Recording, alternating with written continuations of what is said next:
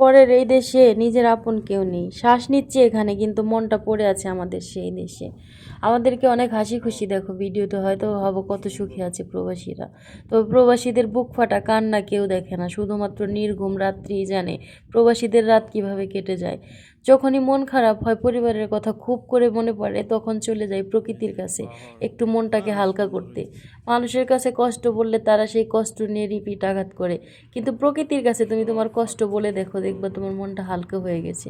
তো চলে গেলাম প্রকৃতির কাছে, এখানে গিয়ে তো মনটা সত্যিই ভালো হয়ে গেল।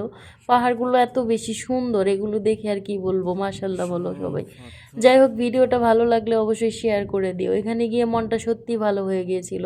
মাঝে মাঝে মনটা এত বেশি খারাপ হয়ে যায় যখন আপনজনের কথা মনে পড়ে।